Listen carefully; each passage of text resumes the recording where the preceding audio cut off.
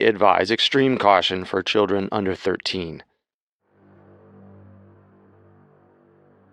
In the early hours of July 4th, 1954, J. Spencer Houck slept peacefully alongside his wife, Esther.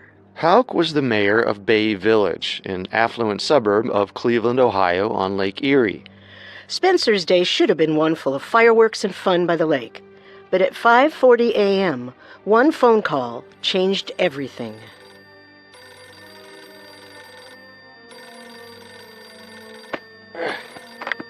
Hello? Spencer? My God, get over here quick. I think they've killed Marilyn. Spencer? Who was that? Get some clothes on, Esther. We've got to get to Sam Shepard's. I just got one heck of a strange phone call. Spencer and Esther raced over to the Shepard home. Sam was a young neurosurgeon with a young son and a pretty wife named Marilyn.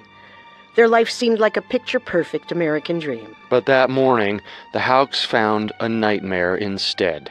Sam was in the den, sitting in a chair and clutching his neck. He was shirtless, with blood on his pants. Sam! Sam, what the hell's going on? Is that blood on you? It's Marilyn. I woke up when she screamed. There was a bushy-haired man who attacked me, so I chased him and... Esther, go up and check on Marilyn.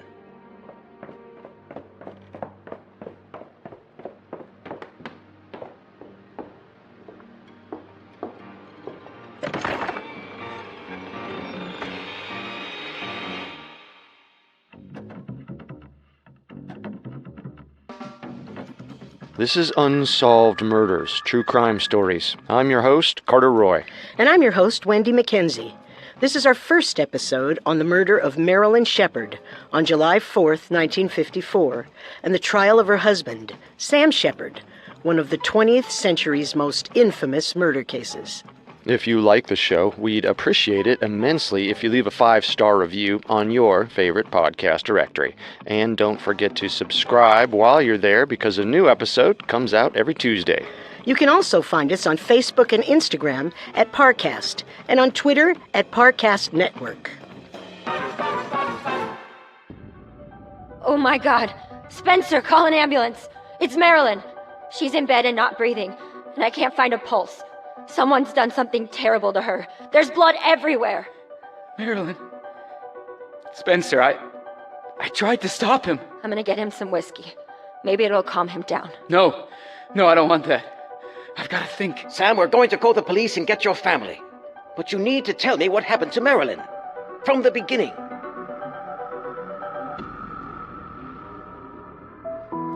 Despite a privileged upbringing, Marilyn Shepard was no stranger to tragedy. Marilyn was born in Cleveland on April 14, 1923. She was the oldest child of the wealthy, accomplished Thomas S. Reese, who was an inventor and a vice president of a manufacturing company. Tragedy first struck in March of 1929, just a month before Marilyn's 6th birthday. Her mother, Dorothy, died during childbirth, along with Marilyn's baby brother. Marilyn was young, but her mother's death gave her a lifelong fear of abandonment and anxiety about childbirth, two factors which would definitely shape her views on marriage and motherhood. After Dorothy's death, Thomas couldn't handle being a grieving widower and Put my life back together, please. Marilyn went to live with Bud and Mary, who raised her for a few years and became closer to her than she ever was with Thomas. A few years later, Thomas remarried and Marilyn moved back home. Her father gave her everything she ever wanted materially, but her years away had created a permanent rift between them. It wasn't until she was a teenager that Marilyn finally found someone to have a true connection with, a young man named Samuel Holmes Shepard. Sam was almost a year younger than Marilyn, but it was clear this was a kid who was going places. Sam was the son of Richard Allen Shepard, a prominent doctor who was one of Ohio's most impressive medical pioneers. Shepard was an osteopath, which is different than a doctor with an MD. Osteopaths use a full-body holistic approach to healing, taking the mind, body, and spirit into account and focusing on preventative care. Both styles are legitimate, but there is sometimes a bit of skepticism between the two tracks about their differing methods. Richard's son, Sam, was smart and athletic, the pride and joy of his school track, basketball, and football teams. He met Marilyn on the basketball court as she watched his junior high team practice. Sam, a real cute girl up in the balcony wants to meet you. You're pulling my leg. Marilyn Reese? Doesn't she hang out with the older crowd? She sure does. Boy, you're lucky. Marilyn? Hi, I'm Sam. It's swell to meet you. Likewise. You sure are a good ball player.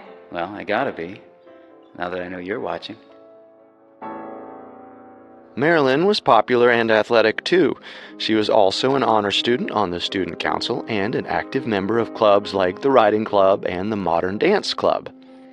A yearbook described her as the shining light of the corridors. In a way, Sam and Marilyn were mirror images, the high school dream boy and dream girl, drawn to each other's perfection and destined for tragedy. Sam soon joined Marilyn at Cleveland Heights High, where he was a noted scholar and athlete, sophomore, junior, and senior class president, and was also known as a great DJ at school dances. Things got serious at a dance hosted by Marilyn's sorority. Yes, high school sororities and fraternities exist, and both Marilyn and Sam were part of them. Sam, I wanted to tell you. I love you. Me too. Oh, Sam, really? You're not just saying that. Really? Sorry, I never told a girl I loved her before. But I'm glad you're the one. Here, take this. Your fraternity pin? Does this mean what I think it means? I'm pinning you, Marilyn Reese. In those days, pinning a girl usually meant you were engaged, so Sam and Marilyn had committed to being together forever. But then came college. In the fall of 1941, Marilyn left Ohio for upstate New York to study at Skidmore College, a woman's liberal arts school. Marilyn and Sam's love thrived through letters. They wrote each other daily, and Sam's friends even nicknamed him Skidmore. What you got, Skidmore? Another letter from your old lady? Knock it off. There's nothing better than one of Marilyn's letters. But soon it became clear that Marilyn was deeply unhappy, especially whenever Sam forgot to write a letter.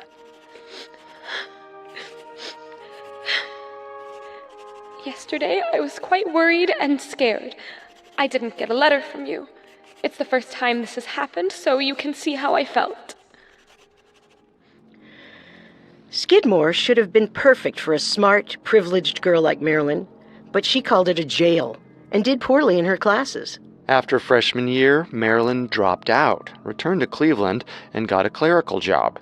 Her mother's death and father's absence had primed Marilyn for a fear of abandonment, and it's clear she was terrified at the thought of Sam leaving her too.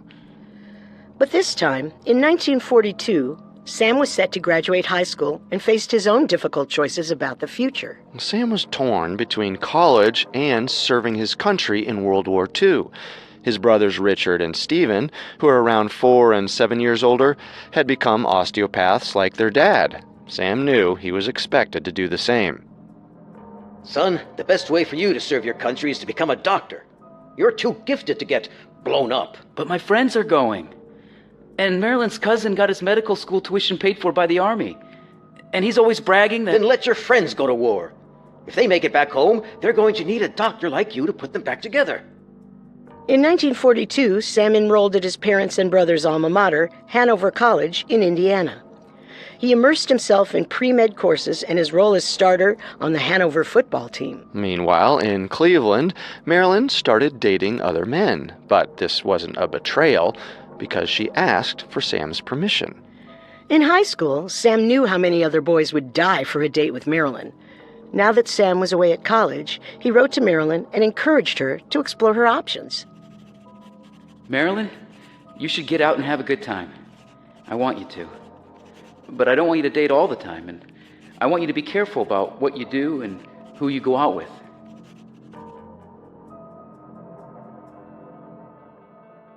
Now, Sam was still crazy about Marilyn and wanted to marry her.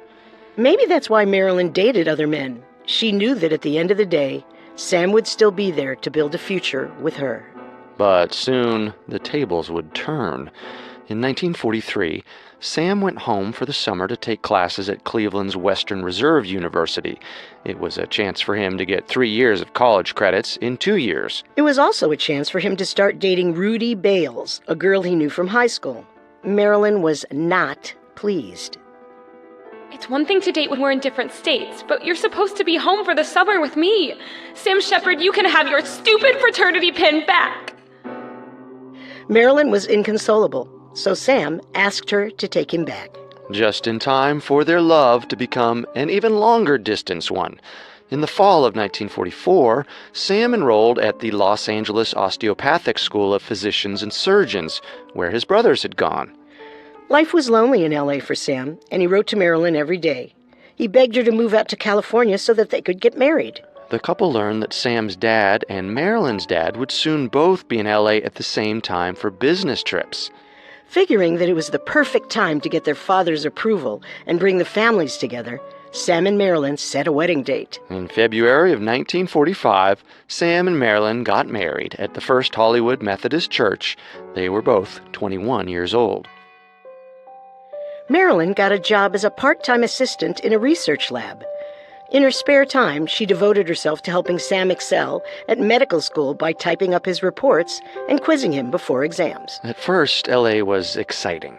Sam and Marilyn enjoyed swimming and tennis and dove headfirst into an exciting social scene with the work-hard, play-hard doctors at Sam's school. Of course, they drove a convertible. In Ohio, Sam was straight-laced and barely drank or smoked. In L.A., he was known for his racy jokes, pipe smoking, and drinking.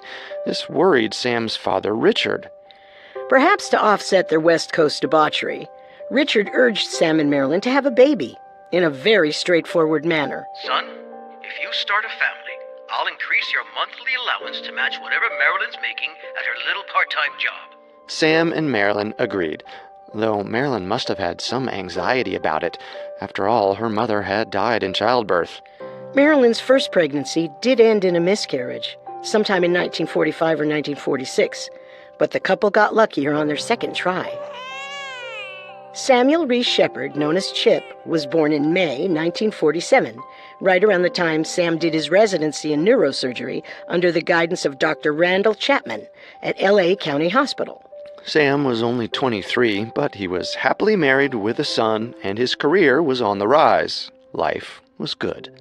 But for 24-year-old Marilyn, things were tough.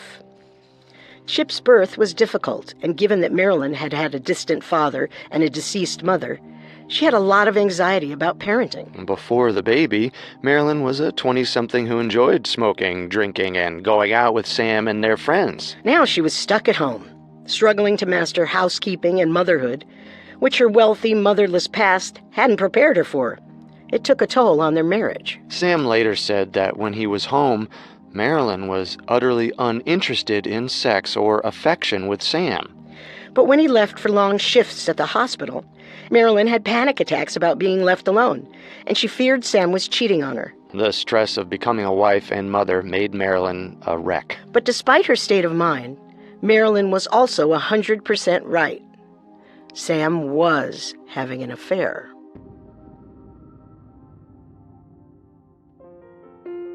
By all appearances, Sam Shepard and Marilyn Reese Shepard were a happy couple living in Los Angeles. The birth of their son in May of 1947 changed little in Sam's vivacious life, but it turned Marilyn into a nervous wreck. She became reclusive against her will and felt helpless as she watched Sam continue to indulge in a promiscuous lifestyle. Sam had a high sex drive and a seemingly passionless wife. But at work, he was surrounded by female colleagues who he spent long hours with. Encouraged by the notoriously adulterous Dr. Chapman, Sam had a string of flings with nurses, instructors, and doctors' wives. That started in the late 1940s, right around the time that Sam sent Marilyn on several trips back to Ohio.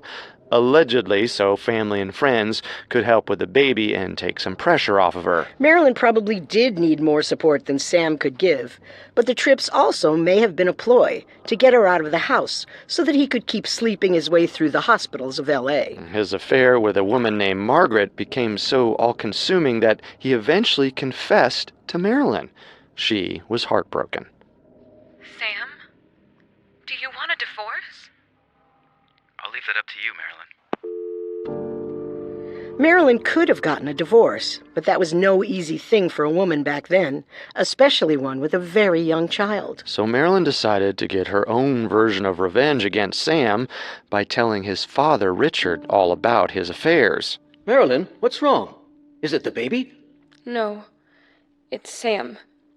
You need to know what he's doing in California. When Sam went to Cleveland to visit Marilyn in the summer of 1950, his family confronted him. It was a tense intervention, but it let Marilyn and Sam discuss their issues in the open. Eventually, they reconciled. Perhaps in an effort to avoid future mishaps, Sam's family urged the couple to move back home. Sam, you had your fun in the sun, but it's time to settle down.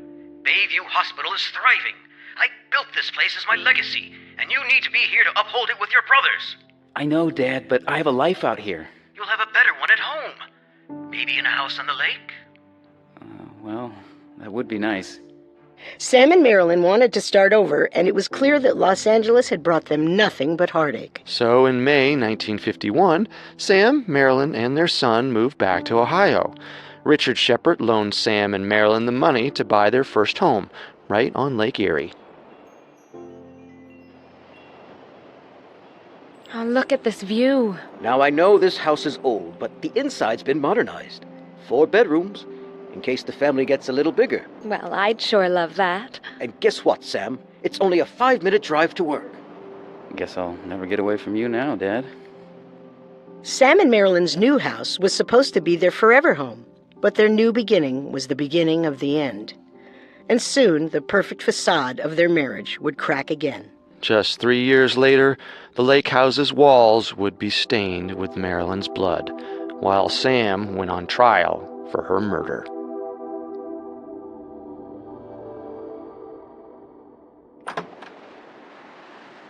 Morning. How was your swim? Well, it's not the Pacific Ocean, but I still feel like $1,000,000. Got time for breakfast? Can't. Early appointment at Bayview. I'll grab whatever the lab tech girls are eating. Sometimes they bring in donuts. Sounds really healthy, Dr. Sam. Sam and Marilyn adjusted to life in Bay Village. Work kept Sam busy while Marilyn stayed home to cook, clean, and raise Sam Jr. and the family dog Coco. She also taught Bible classes at the local Methodist church, went bowling, golfing, and even dabbled in ballroom dancing. All in all, Marilyn was known to be a vivacious addition to the Bay. Marilyn could be a housewife while still making time for her own pursuits. Sam's family was nearby to help, and Sam's job meant Marilyn could afford a part-time housekeeper. She was still often home alone, but now the home was nicer, her child was older, and she had a support system. The Shepards also used the services of a handyman, Richard Eberling, who was known to be a little peculiar. Morning, Mrs. Shepard. Morning, Chip. Hi there, Richard. Did you need something? No, just saying hi. Hi again.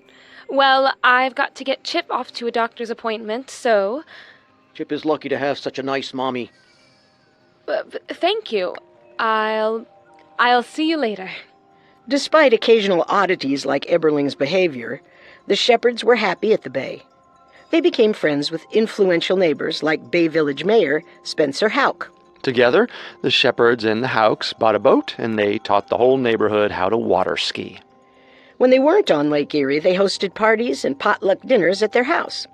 The Shepards became especially close with Don and Nancy Ahern, another young couple with kids. It seemed like the trouble at home was finally over. But in 1951, new trouble came from Bayview Hospital in the form of attractive 21-year-old medical technician Susan Hayes, who frequently got rides to work from Sam. I don't want to bother you, Dr. Shepard, but I've got these lab results back, if you wanted to go over them. Of course. So do you want to go over them here in my office? It seems like your office would be the most appropriate. True, but your apartment would be the most fun. Dr. Sam, you're insatiable. Actually, no one's using exam room 3, and that's a lot closer than my apartment. A lot bigger, too. Now who's the insatiable one, Susan? The affair happened on and off from 1951 to 1953, and everybody gossiped about it. Maybe Sam would have been more cautious if he'd known that gossip would play a major role when he stood on trial for Marilyn's murder. Marilyn turned a blind eye to this open secret, but sometimes Sam's indiscretions were unavoidable. Things got tense at a Halloween party Marilyn attended at Bayview Hospital. Sam ignored Marilyn and danced and flirted with Susan all night, a sight made stranger by the fact that Sam was dressed as a woman in a monkey mask, and Susan was dressed as one of the 4 shepherd doctors that ran the hospital. Richard A. Shepherd and his sons, Stephen, Sam, and Richard N. Shepherd, were a huge deal in Bay Village, and their hospital employed a significant amount of the suburb's residents. You'd think this power and visibility would make Sam nervous about his indiscretions, but maybe he just felt invincible. Mims Adler, a doctor's wife, recalled checking up on Marilyn. Marilyn, I'm so sorry. I know this is all a little uncomfortable. Look at him. There goes the playboy of the Western world. Marilyn left without causing a scene, but it was clear how hurt she was.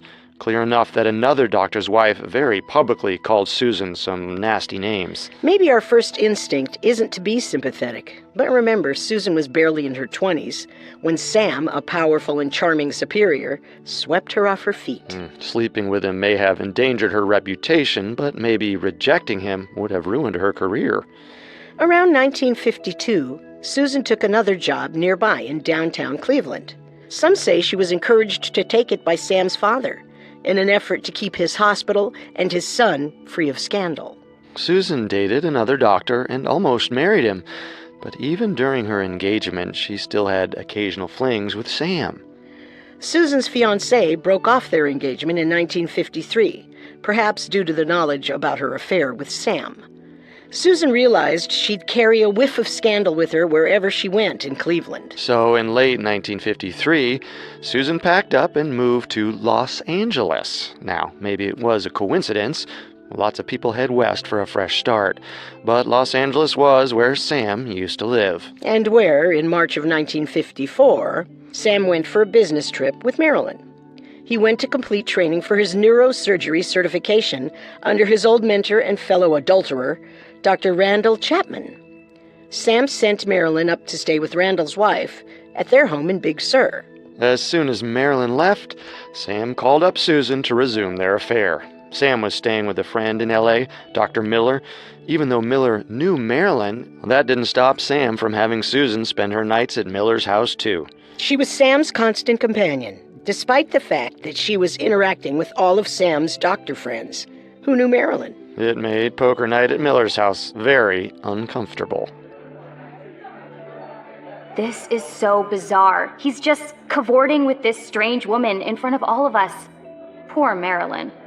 Somebody really ought to let her know. Can that somebody be you? I feel like the only thing less comfortable than this situation would be telling Marilyn about it. Well, maybe we can just give a lot of disapproving looks tonight. Sounds like a plan. Sam even took Susan to San Diego as his date for a colleague's wedding. When she lost her watch, he bought her a white gold Lady Elgin watch as a replacement. It cost $71, or $650 in today's money. But soon it was time for Sam to say goodbye to Susan again. Promise me you'll write me at the office? This is always how it's going to be for us, isn't it, Sam? Look, I'm a fool, but I'm not naive. You're never going to leave Marilyn. She's a good wife and mother. Sometimes I think I could throw it all away. But with my job and my family, it'd be so complicated. But what about me? Please say you'll write. Sam apparently made up his mind to stop fooling around. He went back to Ohio with Marilyn, ready to make 1954 a great year for their marriage. Until, of course, Susan wrote to Sam a few months later. Susan followed Sam's instructions to write him at the office, but in a twist of fate, receptionist Donna Bailey opened the letter thinking it was official hospital correspondence. She realized it was a love letter and told her husband, Dr. Robert Bailey. He told Sam, who asked Donna to be more careful sorting the office mail. It seemed like he got away with it until he realized he and Marilyn were invited to a birthday party at Robert and Donna's apartment. Well, maybe Sam worried that Donna would spill the beans to Marilyn, so he told Marilyn about it before Donna could. If he thought that it would help calm things down, he was wrong. Marilyn had recently helped Sam file some of his business expenses and had found the receipt for the watch he bought Susan. Marilyn was furious. While it's unclear if she knew it was for Susan, she was still hurt that someone else had gotten this gift. A white gold watch? Like I've always wanted? Marilyn, can we please not get into this? It was a business gift. Last Christmas, you gave me cash. That's the same thing you probably gave our handyman Richard. All right, but remember when I got us that motor for the boat? Oh, right. A motor. Just what every gal has on her Christmas list. Tensions were already high, and Marilyn took action at the party at the Bailey's apartment in April 1954. When Sam stepped away, Marilyn cornered Donna and Robert. Sam's done it again, hasn't he? Marilyn, let's have a drink and go chat with... Donna, I'm done keeping my mouth shut. Sam has hurt me as much as he possibly could, and now it's my turn to hurt him back. I'm going to drag his name through the mud, and I'm going to watch him suffer, and I'm going to enjoy it. But I need that letter. Or another, and I'm sure there'll be another. I need evidence. Marilyn, Dr. Shepard is my boss. I don't mean to put you in this position, Donna, but I'm at my wit's end. It's all right.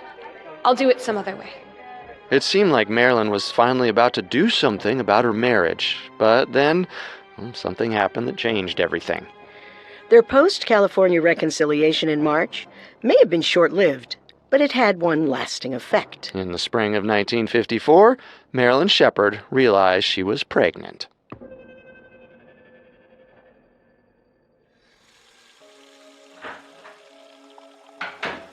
Nancy, that's enough powder. It's just dinner at the club. We can't all be natural beauties. I love your dress, by the way. Thanks.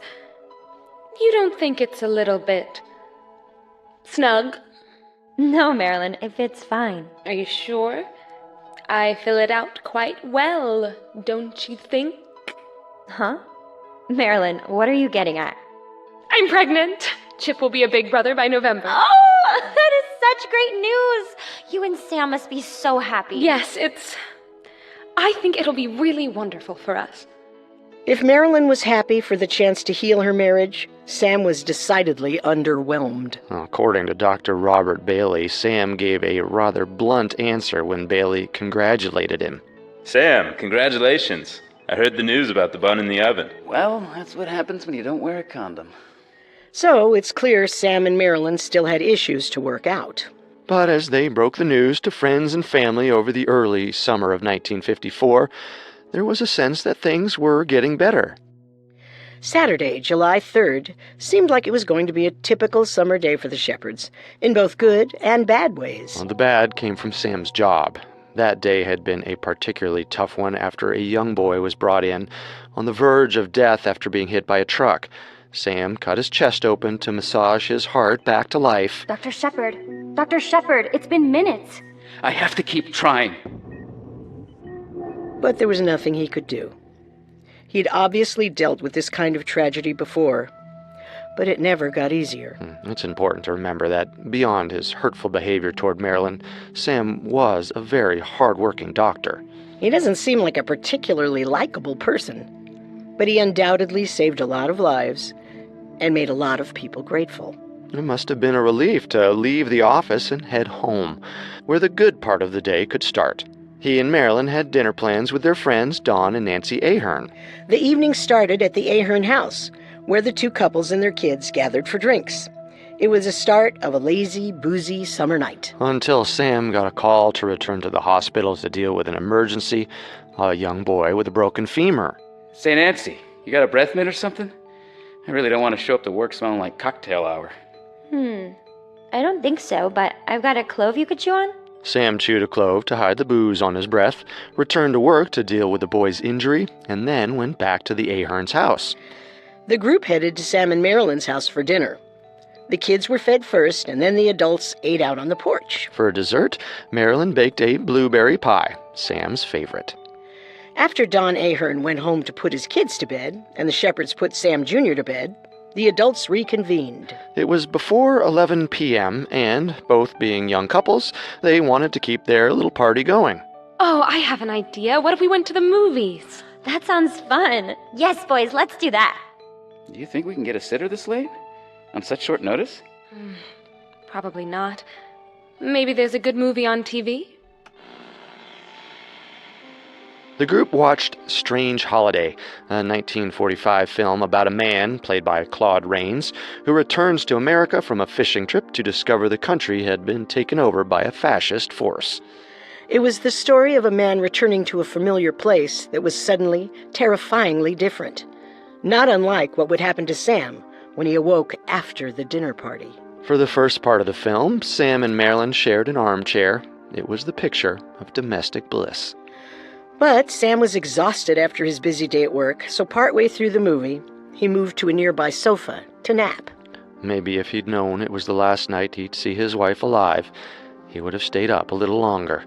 According to Nancy, Marilyn tried to wake Sam. Sam, wake up. See the rest of the movie. It might be good. Oh, it's not going to be good. But Sam just shut his eyes and went right back to sleep. Apparently, no one was enjoying the film anyway, so maybe Sam had the right idea. Later, as the credits rolled, the Aherns noticed that Marilyn was having trouble keeping her eyes open. Still, ever the attentive hostess, she perked up to see them out and said her unwitting final goodbyes. It was quick and insignificant, as Nancy noted in her police testimony. Then Mrs. Shepherd saw us to the door.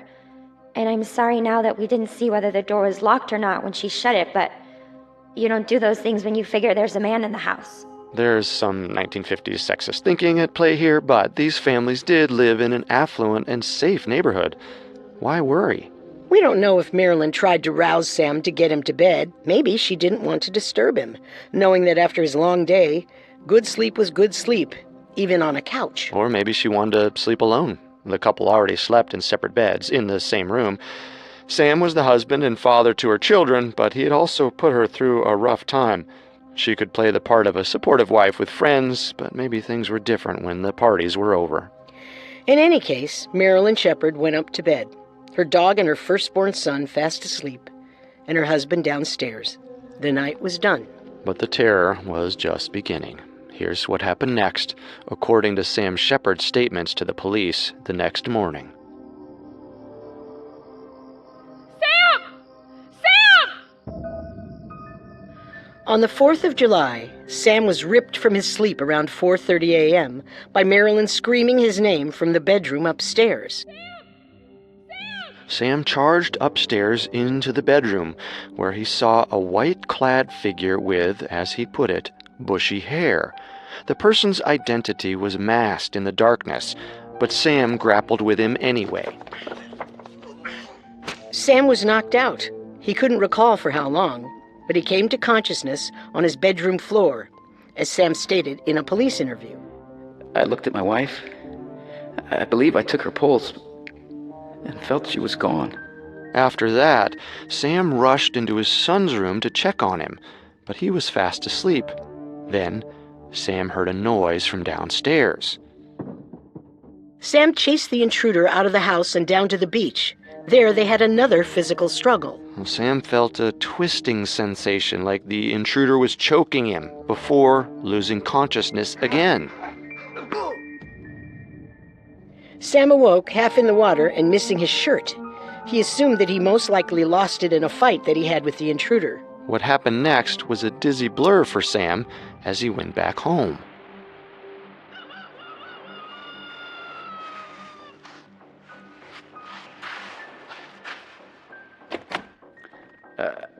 became, or thought I was, disoriented, and the victim of a bizarre dream. And I believe I paced in and out of the room, and possibly into one of the other rooms. I may have re-examined her, finally realizing this was true. I believe I went through the kitchen into my study, searching for a name, or a number, or what to do.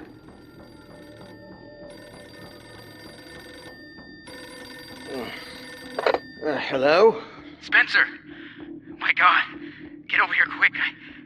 I think they've killed Marilyn. That's when Spencer and Esther Houck got the call to go to their friend Sam's house, where they discovered Sam shirtless and bloodstained. And Marilyn, beaten to death in her bed.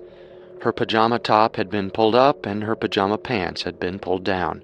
Her face was beaten to an unrecognizable pulp, and the walls were covered in flecks of her blood.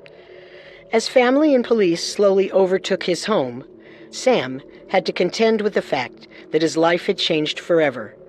The 4th of July had become Sam Shepard's very own strange holiday.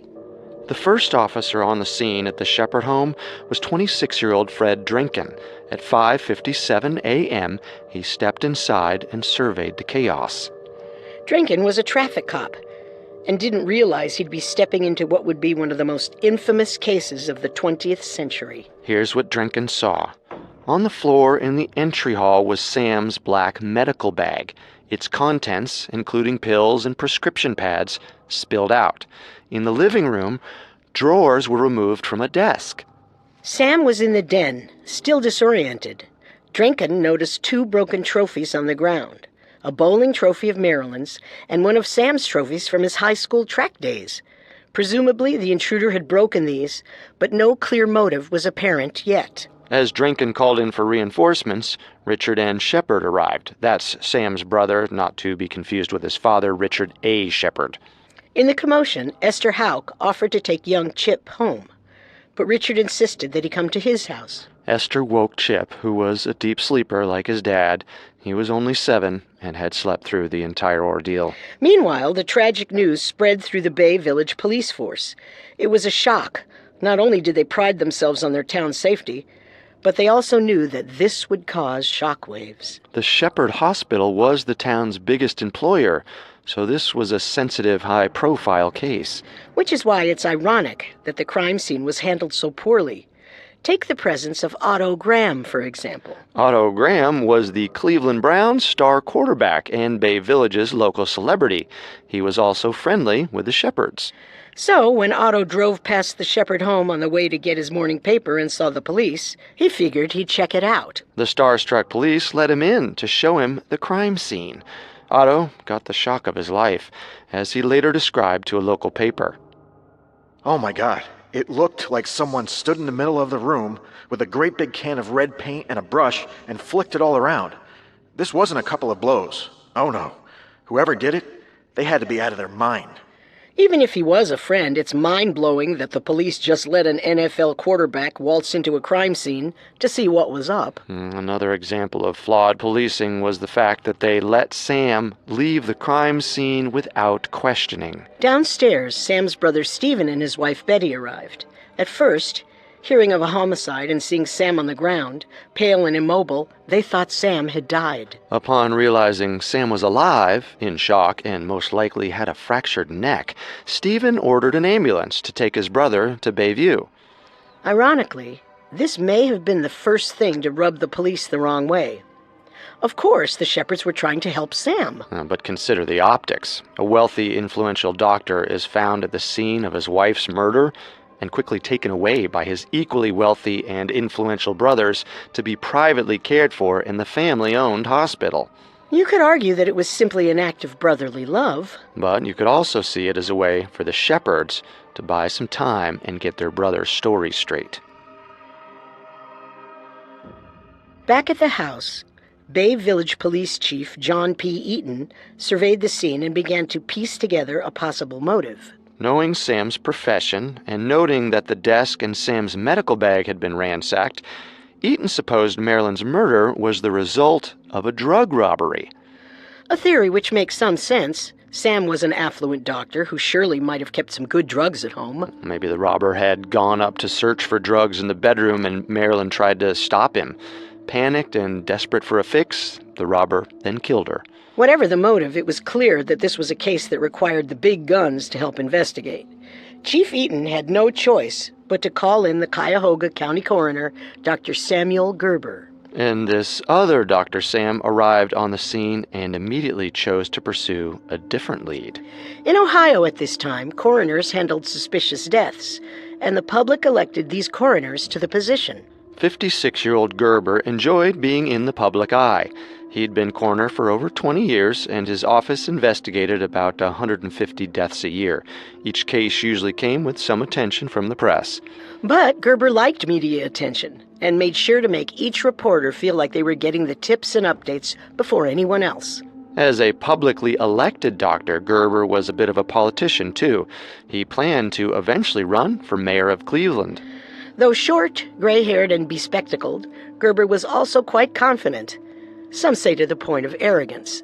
This arrogance would explain his supervision of Detective Michael Grabowski, who arrived on the scene to investigate. Despite the atrocities at the crime scene, Grabowski spent at most about 2 hours investigating. He did a cursory test for fingerprints, but was unable to find a clear enough print to submit for evidence. But maybe that didn't matter. His supervisor, Dr. Gerber, had already come to his own conclusions about the murder. Dr. Gerber, what have you found? I can't find a weapon, but the trail of blood goes all the way from the bedroom, down the stairs, through the house, and out the porch door. So that lines up with Dr. Shepard's account. It's unsolved, because even though Marilyn was dead, her case was just beginning. It was a case that would span decades, with as many twists and turns as the tumultuous relationship between Sam and Marilyn Shepard.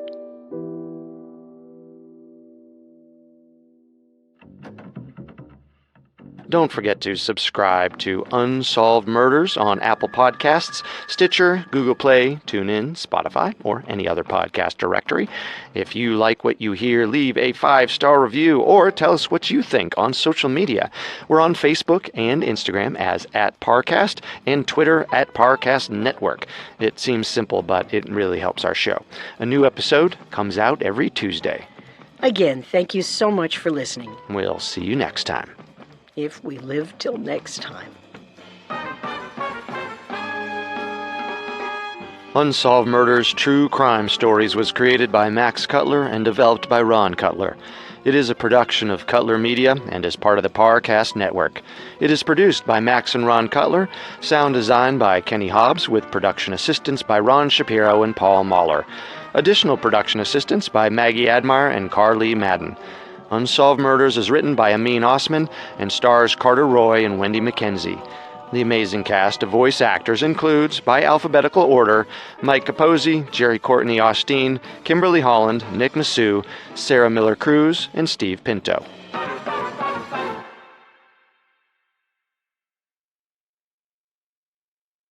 Due to the graphic nature of this murder case, listener discretion is advised.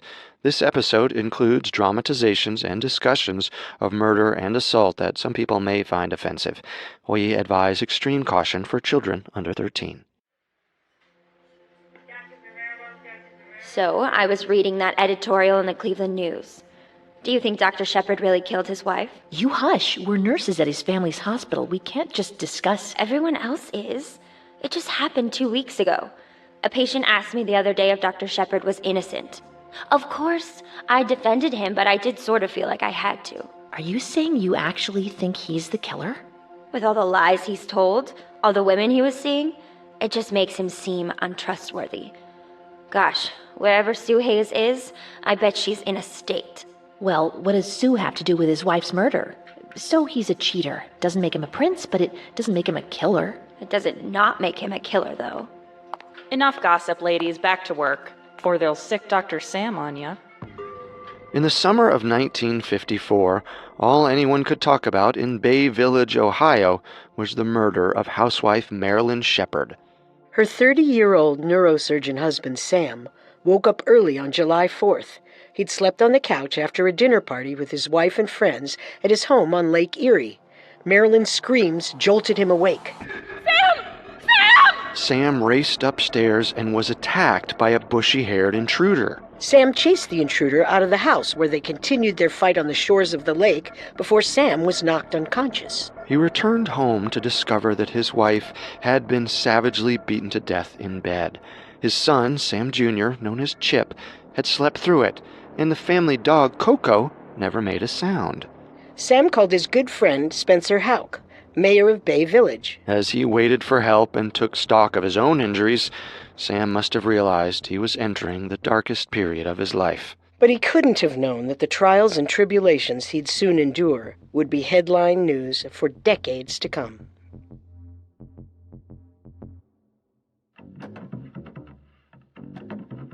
This is Unsolved Murders, True Crime Stories. I'm your host, Carter Roy. And I'm your host, Wendy Mackenzie. This is our final episode on the murder of Marilyn Shepard and the trial of her husband, Sam Shepard, one of the 20th century's most infamous murder cases. If you like the show, we'd appreciate it immensely if you leave a 5-star review on your favorite podcast directory. And don't forget to subscribe while you're there, because a new episode comes out every Tuesday. You can also find us on Facebook and Instagram at Parcast, and on Twitter at Parcast Network.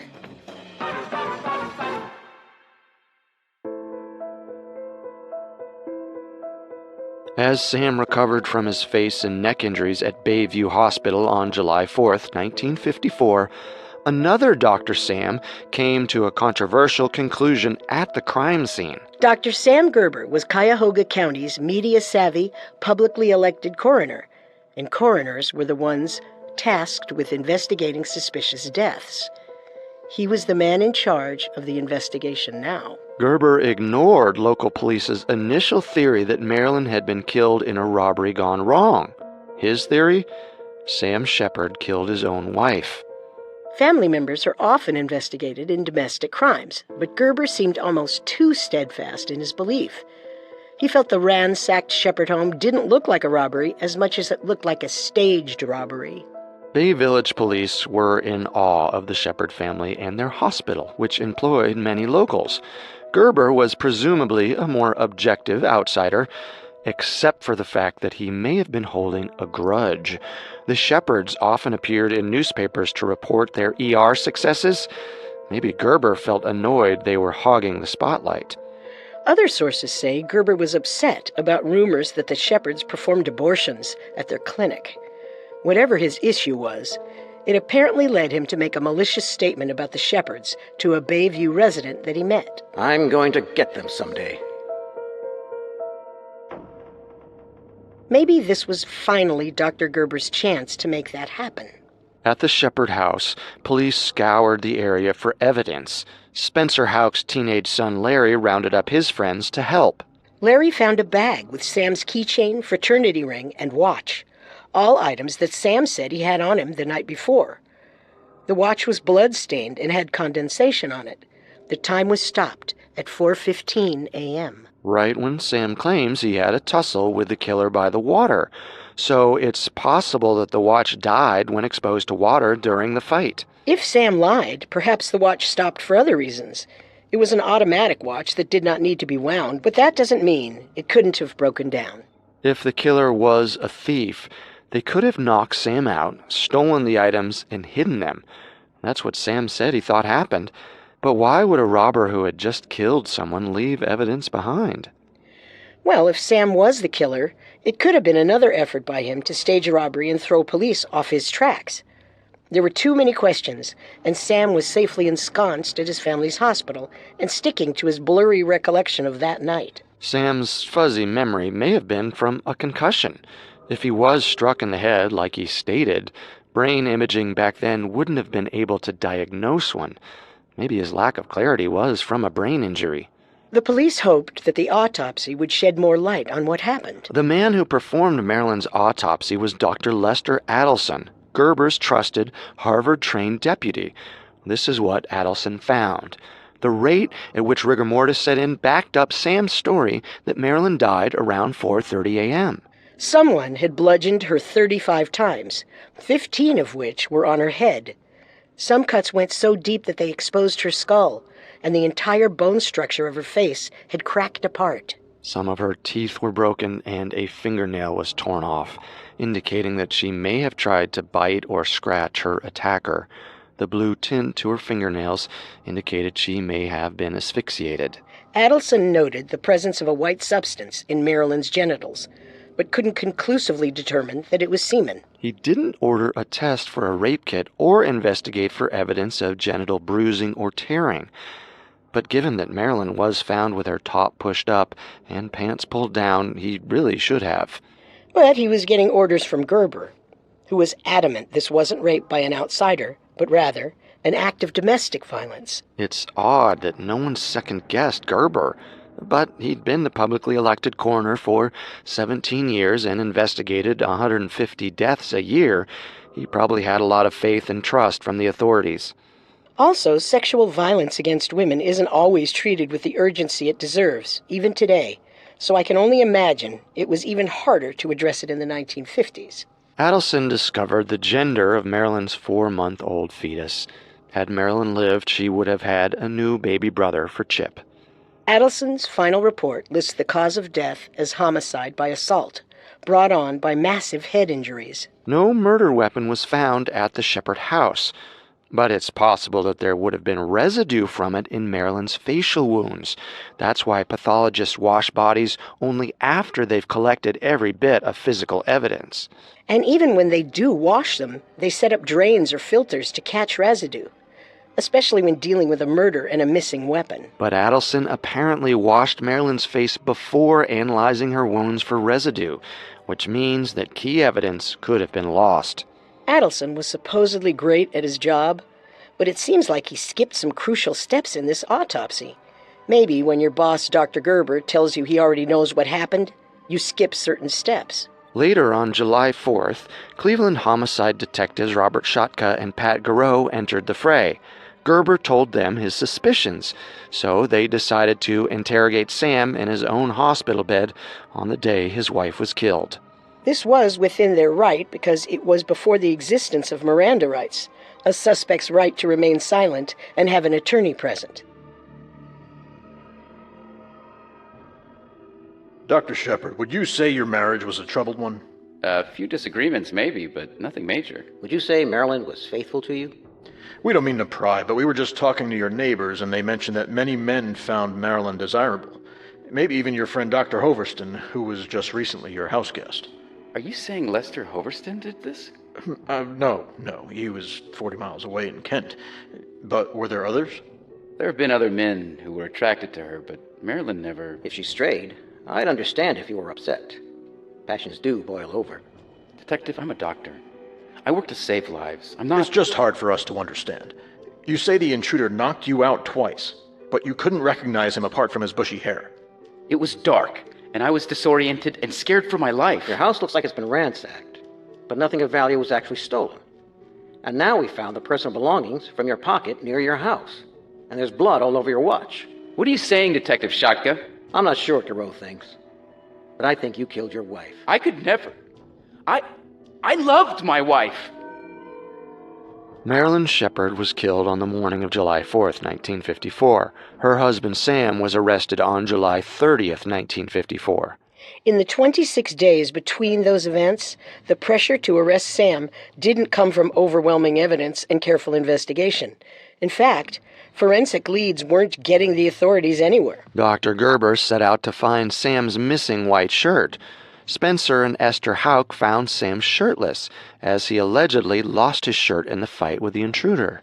This was a problem for Gerber, because it meant that the only blood found on Sam's clothes was a small spot of blood on his pants. This wasn't nearly enough to paint him as a murderer. Whoever beat Marilyn to death would have been totally covered in her blood, and Gerber felt that that was the reason Sam's shirt went missing. It was too blood-soaked to remain on Sam without confirming his guilt. On July 14th, a torn shirt was found near the Shepherd home in Sam's size. However, there was no blood on it, and no guarantee that it was Sam's, so Gerber had to move on. Adelson, I need you to find out if Marilyn's baby was really Sam's. Why? Fetal blood type is hard to determine, especially at such an early stage in the pregnancy. because if we have any evidence that the baby wasn't Sam's, that would be quite the motive for her murder, if he found out about it. But blood tests were inconclusive, and there was no evidence to support his theory that Marilyn had had an affair and Sam reacted violently to it. Dr. Gerber seemed to be throwing everything at the wall to see what stuck. He was dealing with a shocking murder and felt the victim's husband was using his privilege to evade the consequences.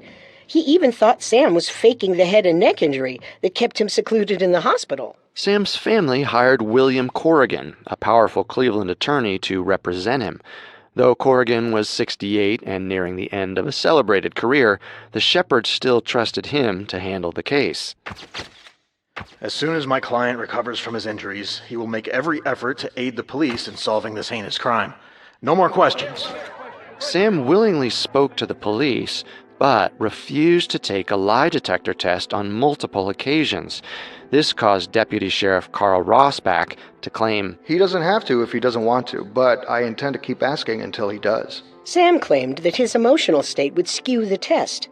And it's true that a heightened emotional state would produce inconclusive results. But with a pricey lawyer and a refusal to take a polygraph, the public and the press couldn't shake the feeling that Sam was hiding something. The Cleveland Press newspaper was especially dogged, thanks to its editor-in-chief, Louis B. Seltzer. The press had the largest circulation of any Ohio paper thanks to Seltzer's hard-hitting journalism. His nickname was Mr. Cleveland, and Mr. Cleveland thought Sam Shepard was getting away with murder. Seltzer printed an editorial titled, "Too Much Time Lost," in the July 9th edition of the Cleveland Press. In it, he opined that the Shepard family intimidated the authorities. For whatever reasons, the investigative authorities were slow in getting started, fumbling when they did, awkward in breaking through the protective barriers of the family, and far less aggressive than they should have been in following up on clues, tracks, and evidence.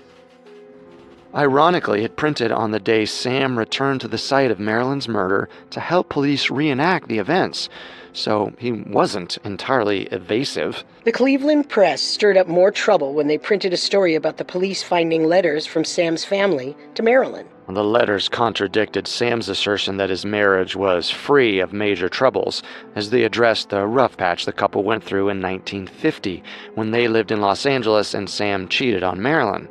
In one letter, Marilyn's sister-in-law, Dorothy, urged her to forgive Sam. Rich and I feel that Sam is too fine a man, with a good brain, which certainly will make him realize how foolish his actions are. Hold on to yourself, Marilyn, and try in every possible way to remain the ideal wife. In another, Marilyn's brother-in-law Richard was far more blunt. The real problem, though, is for you both to frankly admit you've made a mess of things, to realize that you owe it to one another and Chip to make this marriage go, even if it kills you both, which it won't. Soon, everyone had a story to tell the cops, like the Shepard's friend, Nancy Ahern, who ate dinner with them on the night of the murder. Marilyn was upset because she thought Sam was seeing that nurse from the Bayview again when they went on their California trip. Apparently, he bought a very nice lady's watch.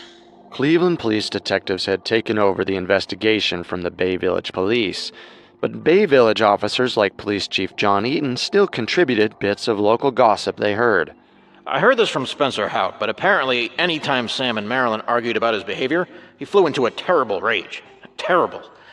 But you didn't hear it from me. Other rumors veered towards the wilder side of things. I hear all those rich folks in Bay Village have these wild, boozy, wife-swapping parties. Things were bound to get out of hand. Marilyn said she thought Sam was sterile because of all the time he spends by the x-ray machines. If he is, whose baby was she carrying? Everyone knows he was cheating with Susan Hayes. But did you know he had an affair with a patient, Julie Lossman? Her husband runs the dealership where Sam got his Jaguar.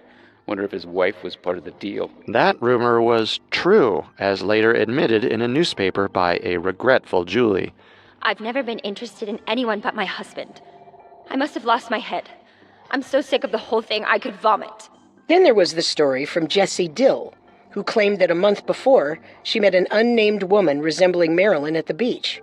The woman called her son Chip and confided that she was debating a divorce. She said her husband cheated on her, but a divorce would be hard, since she was 4 months pregnant.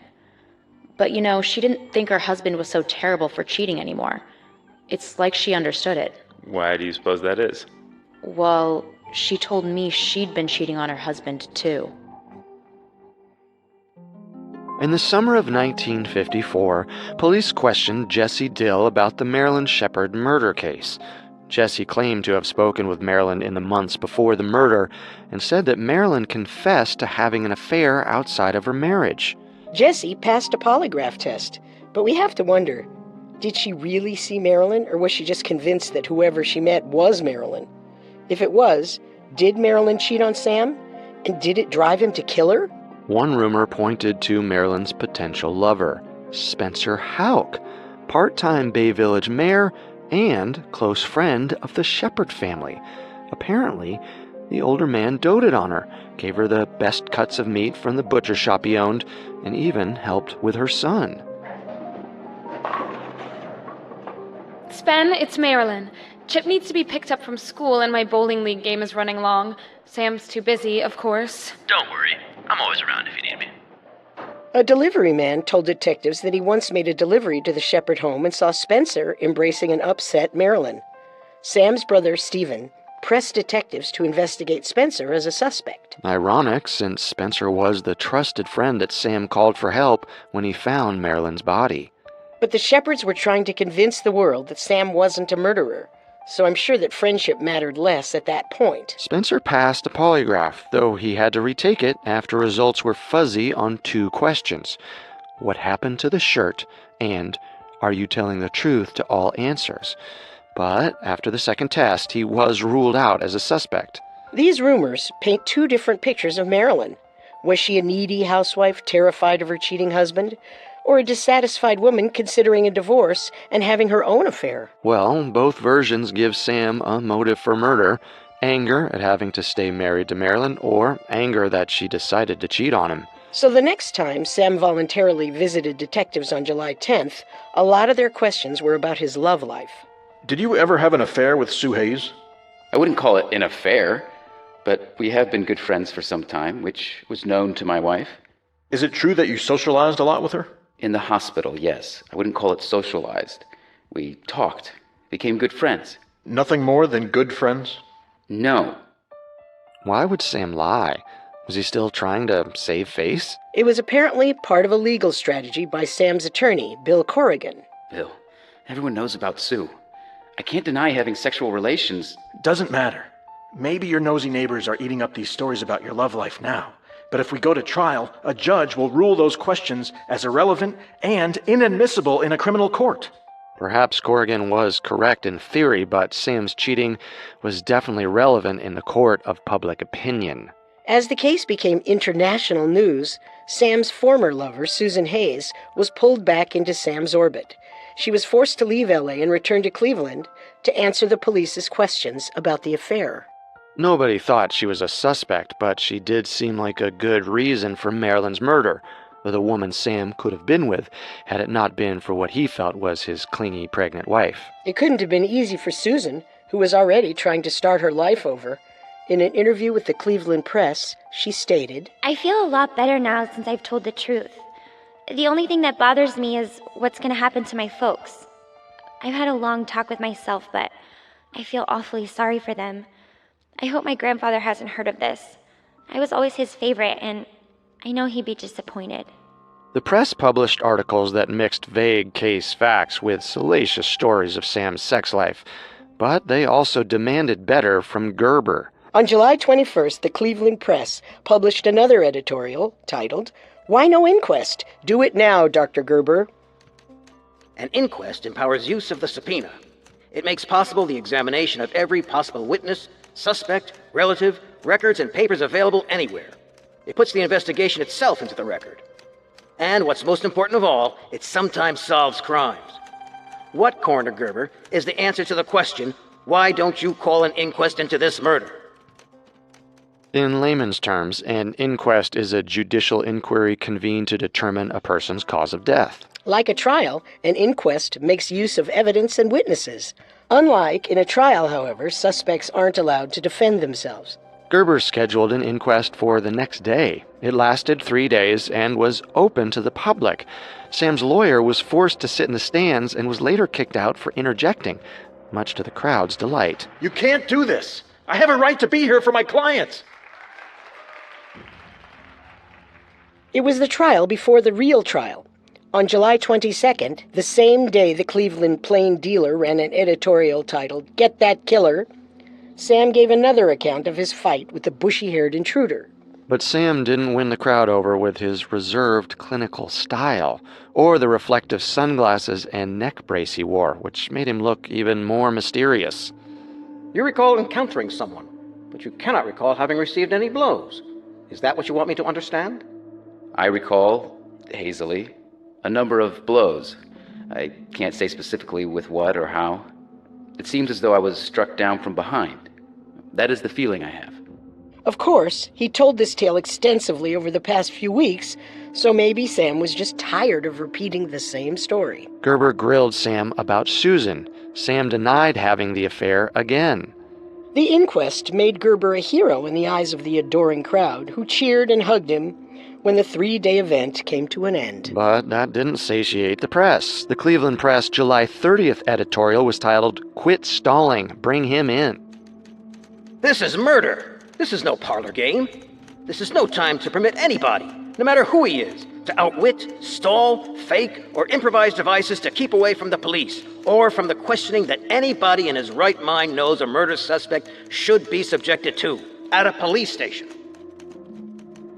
The case had reached a boiling point. At 10 p.m. on July 30th, 1954, police arrived at the home of Sam's parents, Richard and Ethel. Sam was staying with them, but it wouldn't be for long. Just tell us, Sam. Get it off your chest. The only thing I'll say is what I've always said. I did not kill Marilyn. In early August 1954, Sam was questioned for over 20 hours by 2 teams of detectives, but he still wouldn't admit to killing his wife. A grand jury officially indicted him for first-degree murder on August 17th, setting the stage for an October trial. The court would be presided over by 70-year-old Judge Edward Blythen, former mayor of Cleveland. He was thrust into the public eye, suddenly in charge of a case that the whole country, and many around the world, would eagerly follow. Back then, TV news was in its infancy. The story of Sam and Marilyn Shepard was the perfect scandal for the industry to cut its teeth on. And for all the public discussion, cartoons, editorials, and news coverage, it wouldn't be unfair to call this the O.J. Simpson trial of the 1950s. But one way this case was different was the fact that Judge Blythen didn't sequester the jury. In very high-profile cases, jurors are often kept isolated so they can remain free from influence by news, gossip, or outside parties.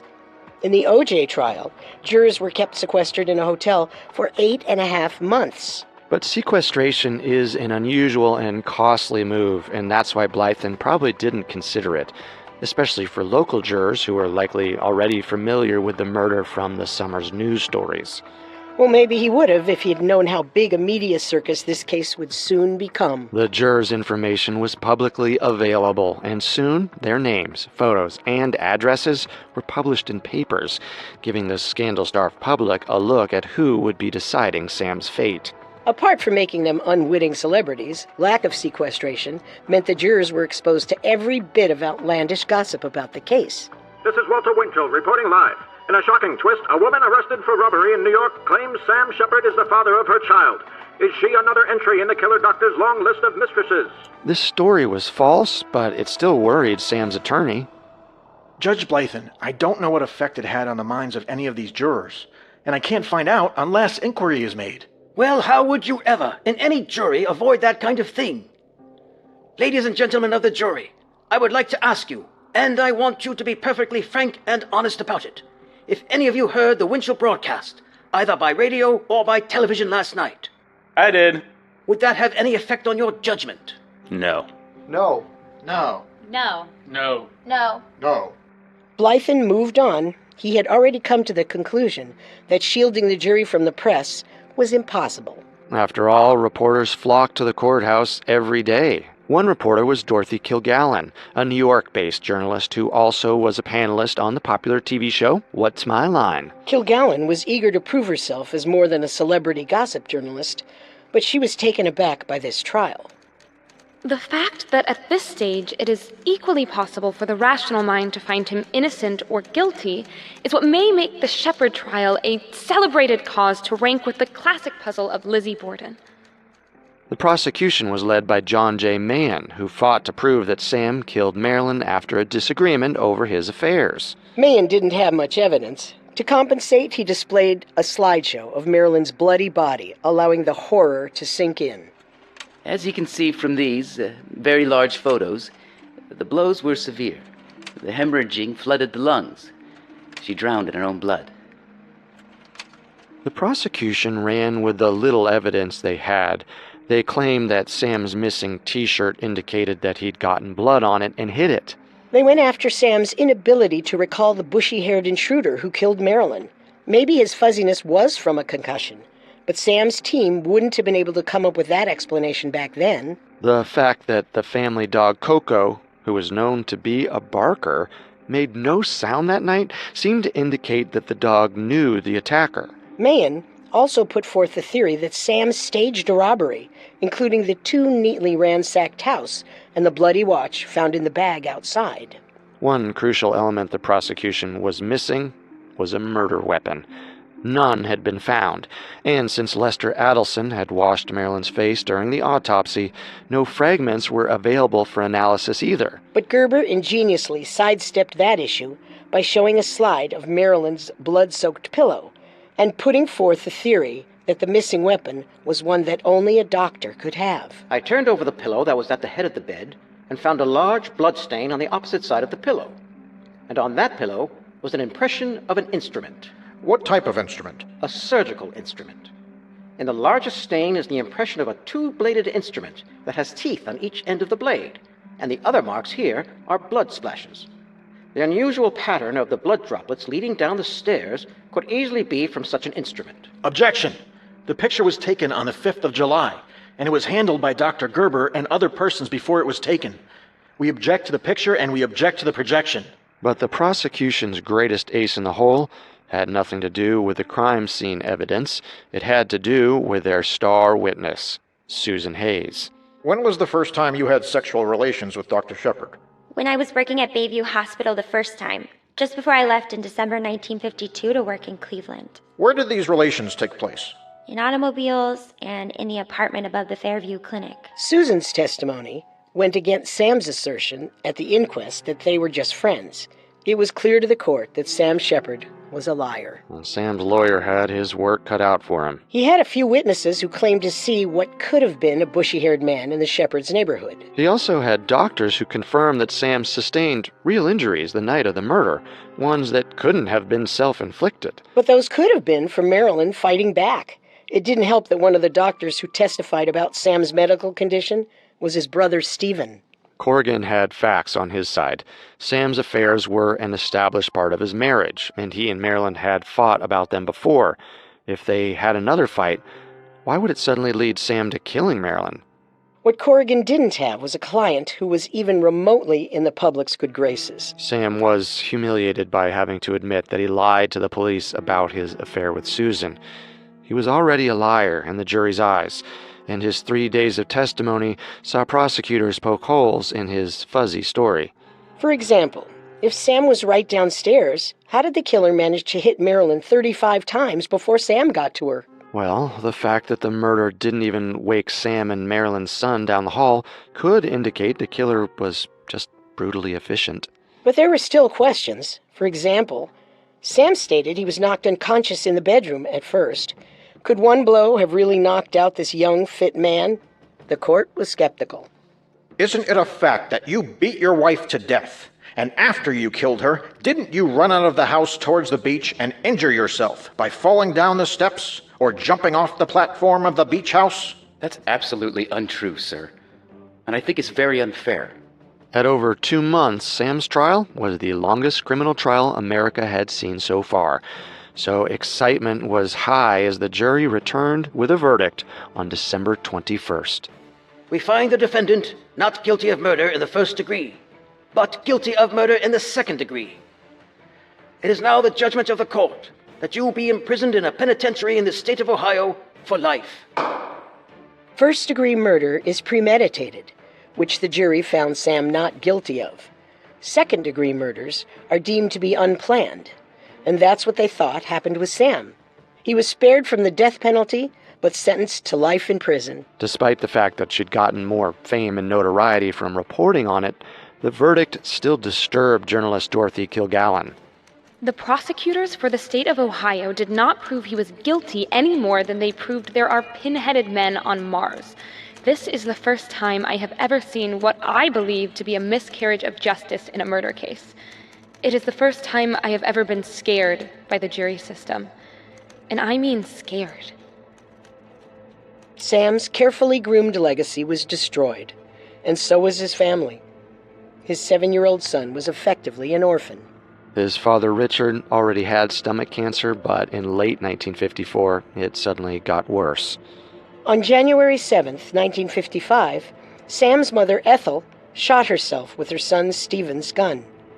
She was the mother of a convicted killer and the wife of a dying doctor, and the pressure was just too much. She left a note for Stephen. Dear Steve, I just can't manage alone without Father. 11 days after Ethel's suicide, cancer claimed Richard's life. Sam was allowed to attend both funerals, but had to wear shackles. Sam was at rock bottom, with no reason to believe it would get better. He couldn't have ever predicted that a decade later, he'd be set free, and the hunt for his wife's killer would begin anew. In the years after Sam Shepard's first trial, his defense team fought hard to overturn the conviction. They filed their first initial appeal on January 3rd, 1955, but Judge Blythen denied it. But a promising break did come in January after they hired forensic expert Paul Kirk to further investigate the murder scene. Kirk was a pioneer of modern bloodstain pattern analysis, and his use of the technique at the Shepard's home yielded significant clues to the killer's identity and methods. Kirk, this is a 19-page report. I'll read it, but give me the basics. First things first. There's blood all over that bedroom. The killer would have to have been covered in blood droplets after they were done. But Sam only had one blood stain on his pants leg. In fact, there was only one part of the wall that wasn't covered in blood, and that would be where the killer's body was blocking the spray. Now, as near as I can tell, the killer would have had to be left-handed. But Sam is right-handed. Indeed. Also, I don't buy that the weapon was a surgical instrument. From what I can reconstruct, it was a cylindrical object, less than 12 inches long. Maybe a heavy flashlight. So the killer could have been anyone, not just a doctor. Corrigan, I'm not here to tell you your man is innocent. I'm just here to tell you what the blood says. Speaking of which, there's a blood stain on the wall that isn't Sam's or Marilyn's. That means there was a third person in the room that night, right? And that person was bleeding. Maybe Marilyn bit him. They found her teeth at the crime scene. It's possible that they were ripped from her mouth when she bit him. Sam had no open wounds that night. If she bit someone, it wasn't him. It's also my opinion, based on the fact that her pants were pushed down, this was a sex slaying. Someone came in and tried to violate her, and she fought back with all of her might. Kirk's theory seemed to be further validated in July 1955 when a swimmer found a dented flashlight in Lake Erie. Of course, it's possible that this just meant that Sam used a flashlight to kill Marilyn, but still, Corrigan quickly filed another motion for an appeal. But the Court of Appeals denied him, as did the Ohio Supreme Court in 1956, though admitting that the 1954 trial definitely took place in a carnival atmosphere, the court felt the verdict had been just fair enough. It seemed like nothing could change the minds of the public and the court, despite other intriguing clues popping up over the years. In November 1959, Bay Village police officers arrested the Shepard's window washer, Richard Eberling, for his habit of stealing trinkets from his clients' homes. Eberling had frequently interacted with Marilyn and was known to be a little peculiar, but maybe society had made him that way. Eberling, born Richard Lenardick, grew up in foster homes where his tantrums and dishonesty were the cause of much trouble. Of course, it didn't help that the doctors thought he was more effeminate than other boys, and made the highly reprehensible choice of giving him hormone treatment to try and force him to be more masculine. Whatever issues he had, it's clear that doctors at the time simply weren't enlightened or equipped enough to manage them.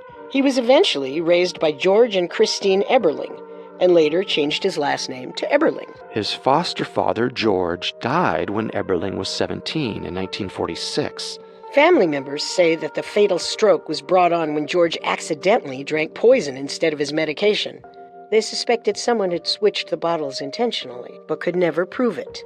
By his mid-20s, Eberling was a successful window cleaner to the rich families of Bay Village. He still indulged in his childhood habit of petty theft, but when the police arrested him in 1959, they made an eerie discovery. Among Eberling's stolen objects were 2 of Marilyn's rings.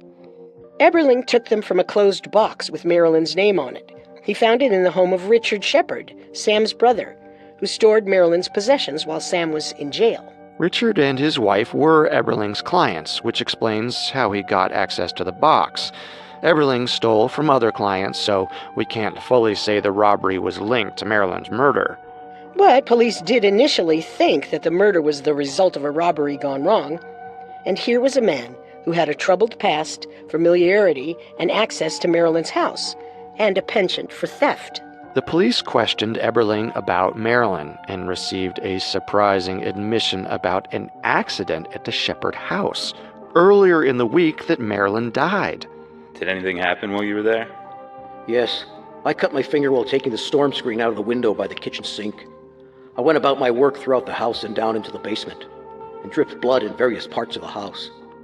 Eberling voluntarily admitted that he dripped blood all over the house, which could be the blood that investigators tracked down the stairway. That information about the blood was public, so Eberling might have known he'd have to answer for it someday. A workplace accident is definitely a believable excuse. Bay Village police ordered a polygraph test, but were told they needed permission from the county, and guess whose permission? Dr. Samuel Gerber, who spoke to Eberling and came to a decision. I don't think all this fuss is necessary. The killer is in jail, and Mr. Eberling has nothing to do with Marilyn's death. A polygraph is pointless. Bay Village police went above Gerber's head to get a polygraph test, but none of Eberling's answers showed deception, so they let him go. Still, it's suspicious that a potential suspect would be so hastily shot down by Gerber. It was another roadblock in Sam's legal team's search for the killer. The team was dealt a more debilitating blow in 1961 when Sam's lawyer, William Corrigan, died at the age of 75. The fight to free Sam from jail would have died with him, had it not been for a daring young lawyer looking to make his mark on the legal world. And this case would make his career.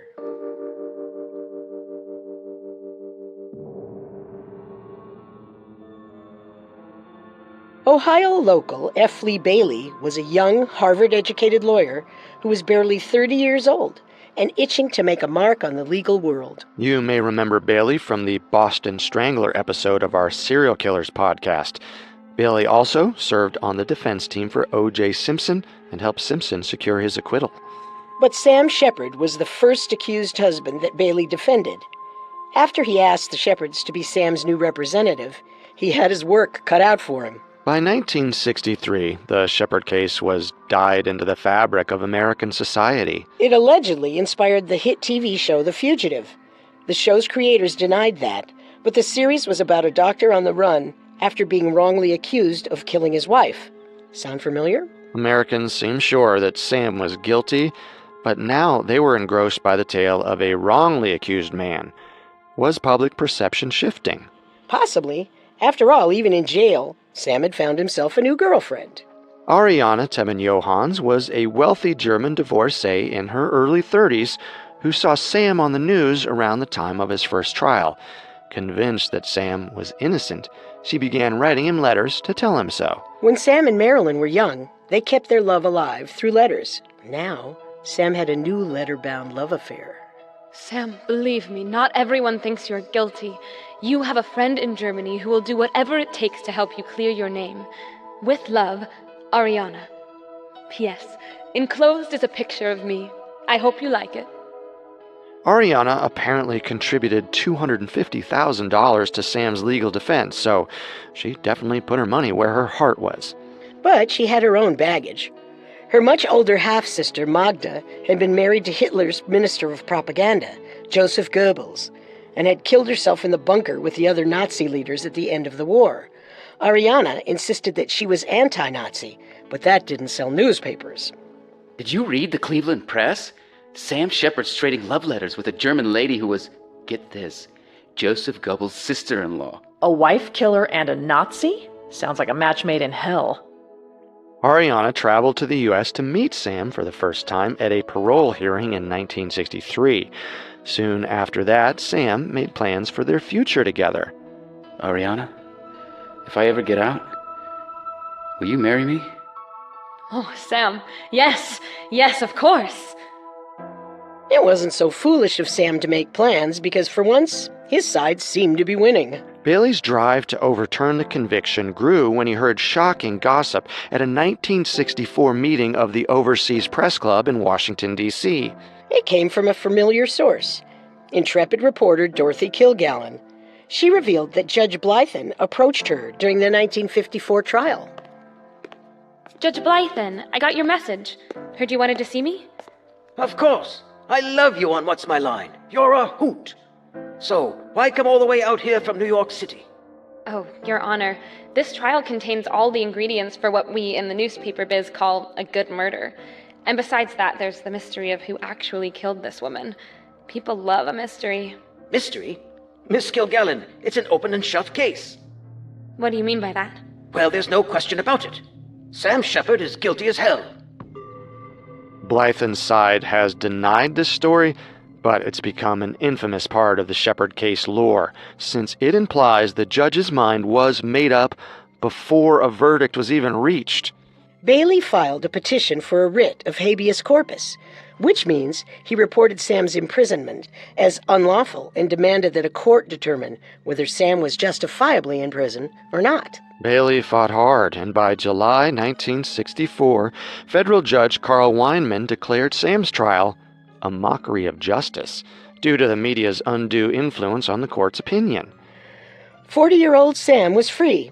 He immediately married Ariana. Things were looking up until prosecutors set out to retry Sam for Marilyn's murder. Sam Shepard's second trial began on October 24, 1966, over 12 years since Marilyn's murder. In 1954, the state of Ohio indicted Sam with first-degree murder charges. But they couldn't this time due to the rules of double jeopardy. So in 1966, they instead indicted him for second-degree murder charges. F. Lee Bailey worked hard to avoid the mistakes William Corrigan had made in the first trial. He kept both Sam and Susan Hayes off the stand and focused his arguments on Paul Kirk's new blood evidence from 1955. Also, unlike the previous trial, this jury was sequestered. It's important to note that this retrial wasn't about finding a new suspect in Marilyn's murder, but rather to prove it couldn't have been Sam. Gerber, who had been so confident in the 1954 trial, seemed decidedly less confident about the murder weapon when Bailey cross-examined him. Dr. Gerber, just what kind of surgical instrument do you see here? I'm not sure. Would it be an instrument you yourself have handled? I don't know if I've handled one or not. Of course, you have been a surgeon, have you, Doctor? No. Do you have such an instrument back at your office? Have you seen such an instrument in any hospital or medical supply catalog or anywhere else, Dr. Gerber? No, not that I can remember. Tell the jury, Doctor, where you have searched for the instrument during the last 12 years. Well, I have looked all over the United States. And you didn't describe this phantom impression as a surgical instrument just to hurt Sam Shepard's case, did you, Doctor? You wouldn't do that, would you? Oh, no. Oh, no. The trial focused on proving Sam's innocence. Paul Kirk's findings proved the killer was left-handed, used a weapon that wasn't a surgical tool, left blood at the scene that wasn't Sam's or Marilyn's, and would have had open wounds from when Marilyn fought back. To redirect suspicion from Sam even further, Bailey called Spencer and Esther Houck to the stand. Spencer and Esther were divorced at this point, indicating some acrimony between them that was advantageous for Bailey. He didn't expressly accuse them of the murder, but he did bring up Spencer's alleged crush on Marilyn and questioned him quite pointedly about how familiar he was with the location of Marilyn's bedroom. His questions recalled a theory put forth in Paul Holmes' 1961 book, The Shepherd Murder Case.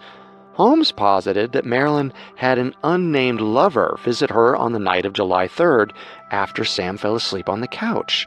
The man's wife then snuck into the house. Enraged, she attacked Marilyn and killed her.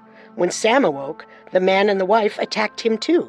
Holmes never named Spencer and Esther in his book, but since Spencer was already rumored to be Marilyn's lover, people connected the dots. At the 1966 trial, Bailey said in his opening statements that due to the relatively weak blows to Marilyn's head, the killer's strength could have been comparable to a woman's. Bailey also brought up the fact that Esther lit a fire in her home's fireplace on the morning of July 4th. Apparently, the weather was around 70 degrees that morning, so why light a fire? Bailey hoped to conjure up a scenario where one of the Houcks burned some bloody clothes in a hurry. But the thread was never seriously investigated, as it's likely Bailey only wanted to raise enough doubts to help a jury see that police could have considered other suspects in 1954. All of Bailey's efforts paid off, and Sam was declared not guilty on November 16th, 1966. Sam Shepherd was a free man, innocent in the eyes of the law, and able to start a new life with his new wife, Ariana. But the question still remains. If Sam didn't kill Marilyn, who did? Sam Shepherd was set free in 1966, but things got worse. Ariana divorced him a few years later in 1969, claiming he was a violent, cheating drunk. Incredibly, Sam tried to resume his career as an osteopathic surgeon, but the years in jail had been unkind to both his skills and his morale. Sam allegedly performed surgeries under the influence of alcohol. He apparently sometimes drank over a liter of liquor a day. He had 2 accidents in surgery that killed 2 patients. He was forced to resign. If Sam wasn't a killer before, he accidentally was one now. Things got more bizarre. In 1969, Sam began a short-lived career as a professional wrestler under the stage name Killer Shepherd. His next bride was the daughter of his wrestling manager. Her name was Colleen Strickland, and she was 20 years old. Sam was found dead at his home in Ohio on April 6, 1970, as the result of complications from alcoholism. He was only 46. In the year 2000, almost 45 years after Marilyn's murder, the case was subject to a 3rd trial, this one spurred by Sam and Marilyn's son. Chip was now middle-aged, going by Sam Reese Shepherd, and he was on a mission to find his mother's true killer and seek justice for the pain the state of Ohio had caused his father. His pursuit of the truth put him in touch with the journalist Cynthia Fletcher. Together, they'd write a book based on their findings. Sam Reese and Cynthia had a new suspect in mind, one that might have been under everyone's noses all along. It started in the late 1980s, when Cynthia heard that a local Ohio man had been convicted of the 1984 killing of Ethel Mae Durkin, an elderly widow. The man was Richard Eberling, the window washer who stole Marilyn's rings and voluntarily admitted he'd bled all over the Shepherd home. Eberling had done well for himself in the 1960s and 70s, becoming a private decorator and caretaker to several rich older women. He forged Ethel's will so that all her money would go to him, but investigators caught him after Ethel's mysterious death, which Eberling claimed was a fall caused by a heart attack. It turns out he had struck Ethel hard in the back of the neck, not unlike where Sam was struck on the night of the murder, and not unlike one of the many injuries Marilyn sustained while she was beaten to death. Eberling was in prison, serving a life sentence, but when Sam Reese and Cynthia reached out, he was only too happy to talk. Their first exchange came in the form of Richard's mysterious letters to Sam Reese. Your family has been with me a long time. Yes, Sam, I do know the entire story. Sam Reese and Cynthia visited Eberling in prison on numerous occasions. A lifelong history of mental illness and crime made him an unreliable source, but some of the things that he said were chilling. After a conversation with Chip, He drew a scarily accurate floor plan of the Shepherd home, which would certainly point to him being able to get in and out of the house on the night of the murder. He also demonstrated a certain fascination with Marilyn. Oh, Marilyn. She had that California look. Tight little brief shorts and a very little blouse. She was immaculate, all in white. Eberling had a troubled childhood, raised in a foster home, and some think he may have developed an obsession with Marilyn, who, from the outside, probably seemed like the perfect wife and mother. Would you have dated Marilyn Shepherd if you had met her before Sam? Probably not. I was an orphan, and she was a golden girl. A golden girl looks for position, and me, being a nobody, I wasn't good enough.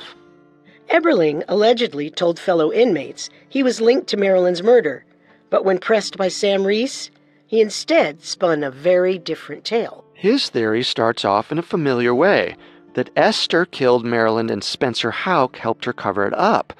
He claimed to know of Esther's suspicions as one day, Esther had come over to Marilyn and raged. Esther, hi! Spen was just here a minute ago. If you don't leave him alone, I'll kill you. But then his story took a turn. Poor Esther Houck. Head going round and round like a merry-go-round. She thought that her husband and Marilyn were having a fling, but Spencer was seeing your father, Chip. Esther was right about the affair, just wrong about the person. But I saw him once, in a hotel room. I was cleaning the windows. Esther killed the wrong cheater. Your daddy helped her and Spencer cover it up. There goes the neighborhood. While this story could be plausible, Richard Eberling was known to be mentally unwell, so this could have been a total fabrication. Eberling died in 1998, and along with him, whatever knowledge he actually possessed about the murder. Sam Reese Shepherd eventually brought a suit against the state of Ohio in the 1990s, using the new Richard Eberling evidence to claim that the state had wrongfully imprisoned his father in the 1954 trial. While Sam's conviction was obviously overturned in 1966, Sam Reese was still seeking damages from the state. The case spurred a civil trial that ended in the year 2000. For the first time, DNA evidence was used, even if Marilyn, Sam, and Richard Eberling's bodies had to be exhumed in order to be tested. The DNA analysis finally confirmed what Paul Kirk found in 1955. The blood at the crime scene and on Sam's pants came from a third party. In addition, forensic analysts found traces of semen on the body that did not come from Sam. The semen was a genetic match for the blood. Due to the age and deterioration of these decades-old samples, DNA analysts couldn't conclusively say the blood and semen were Richard Eberling's. All they could say was that they very likely weren't Sam's. In turn, the defense for the state of Ohio took up a very familiar argument. Sam Shepherd was a cheating husband with a temper who killed his wife because he was angry that he couldn't leave her. The third party's blood could have posed a problem, but the defense's explanation was that they couldn't be sure the blood samples hadn't been contaminated after decades of being in storage. They evoked enough reasonable doubt about the blood samples, such that their importance was downplayed. They even suggested a new murder weapon, a bedroom lamp that had not been seen at the crime scene, but which a former neighbor had asserted was usually on the table between Sam and Marilyn's separate beds. After a 10-week trial, an 8-person jury deliberated the case for just a few hours before issuing a verdict. Sam Reese had not provided enough proof that the state of Ohio had wrongfully imprisoned his father. And so, even though Sam was armed with a good suspect and DNA evidence that a third party was there that night, it wasn't enough to heal the pain the state of Ohio had caused him and his family.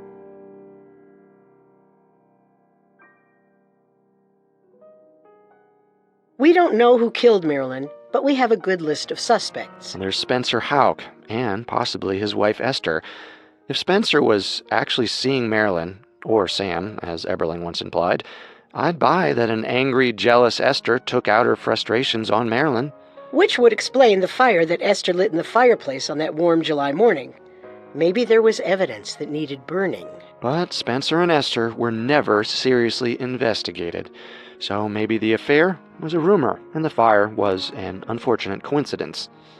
Still, if they had anything to do with Marilyn's death, it makes sense that Spencer and Esther would race back to the scene of the crime. Maybe to check that they didn't leave any evidence behind before calling the cops. Exactly. But though Spencer Houck was only 42, he walked with a limp. I doubt he'd have been able to successfully grapple with the perfectly fit 30-year-old Sam, both in the house and on the beach. I don't think Esther could have either. At worst, it seemed like Spencer was guilty of having a crush on Marilyn, which she perhaps reciprocated. So that leaves us with Richard Eberling. And though he's the most unreliable suspect, he could also be the most likely in retrospect. He had a history of mental illness dating back around the time to the suspicious death of his foster father. He knew the Shepherd home well, thanks to his job there, and would know how best to break in. He was arrested for stealing Marilyn's rings, and spoke about her later like he was obsessed with her. Of course, there's the issue that Eberling was nearly bald back in 1954. Hardly bushy-haired, but he was known to own toupees, which meant he could have worn one to disguise his identity on the night of the murder. But if Sam's struggle with the killer was as violent as he claimed, wouldn't a toupee have fallen off? True. Either way, it's clear Eberling was obsessed with Marilyn's death. And let's not forget, he was also in jail for killing a woman with a hard strike to the back of the neck. Eberling may have also been involved in the death of another woman in 1956. Barbara Kinzel was a young nurse who worked at Bayview Hospital and cared for Sam right after the murder. She and Eberling dated, but tragedy struck on July 5th, 1956, when Barbara was killed after her red Ford convertible hit a parked truck. Richard Eberling was driving her car at the time. Foul play wasn't suspected, but in hindsight, her connection to Sam and Bayview Hospital is worth pondering. As for Marilyn's murder, Eberling was never investigated back in 1954. Dr. Gerber chose to pursue the theory that Sam was the murderer. Who knows what they might have missed if they had treated Eberling like a proper suspect back then? If we assume that after the 1966 trial, Sam Shepherd truly was innocent, then making Richard Eberling our top suspect makes sense. A troubled window washer with a crush on an unhappy wife and mother, observing all the romantic drama happening under Bay Village's perfect surface. and fully capable of breaking into the house whose floor plan he remembered 40 years later. Prosecutors made a big deal of the fact that the Shepherd family dog would have barked if a stranger entered the house. But Richard Eberling did regular work for a lot of people in the neighborhood. Maybe to the dog, he was no stranger at all. It's a sad fact that most of the lore surrounding Marilyn Shepherd's murder involves her husband, Sam. It makes sense since he was the surviving party that the entire country suspected, but it almost feels unfair that both trials focused intensely on Sam rather than on a wider search for the identity of the killer. Sam was the center of attention when Marilyn was alive, and continued to be when she died. But perhaps, with the continued efforts of her son, we'll one day discover who really killed Marilyn Shepherd.